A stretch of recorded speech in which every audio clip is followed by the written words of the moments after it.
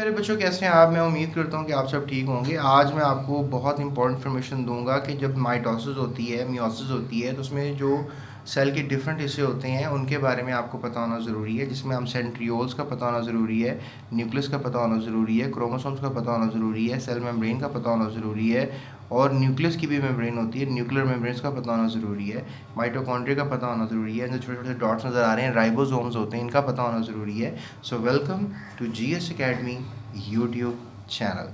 अरे बच्चों देखो, nucleus is a part of the cell which controls all activities of the whole cell. यानी nucleus एक ऐसा हिस्सा है जो सारे सेल को कंट्रोल करता है।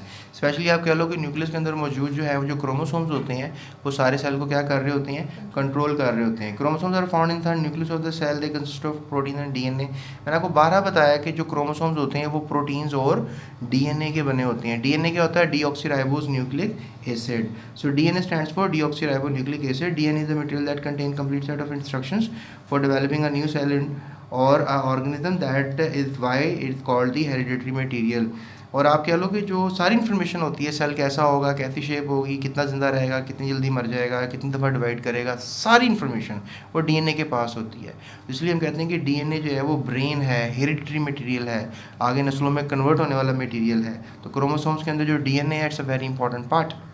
उसके बाद जी for one kind species organism that number of chromosome in the cell remain same however the gametes are formed sperms और eggs are animal spores in plants and number of chromosomes reduce to half in the gametes and spores.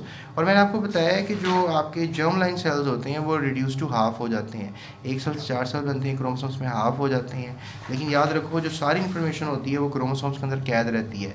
और किसी भी जानदार के chromosomes जो हैं वो different होते हैं। जैसे इंसानों के अंदर 23 क्रोमोसोम्स होते हैं, अगर हम उनको अनपेयर कर दें 46 क्रोमोसोम्स होते हैं। और इस तरह ड्रोसोफिला मेलानोगैस्टर हमने पढ़ा था, तो ड्रोसोफिला मेलानोगैस्टर के अंदर आपको टोटल 4 क्रोमोसोम्स देखने को मिलते हैं। तो ये बातें आपको याद होनी चाहिए प्यारे बच्चों। तो ये था हमारा आज का लेक्चर, क्विक लेक्चर, 2 मिनट के अंदर अंदर हमने किया इसको।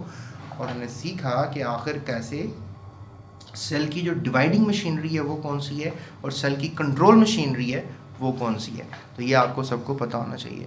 सो that's it, thank you so much. मजीद वीडियोज़ के लिए जीएस अकेडमी यूट्यूब चैनल को सब्सक्राइब करें और उसके अलावा अपना ख्याल रखें। So that's it, thank you so much, अल्लाह हाफिज़।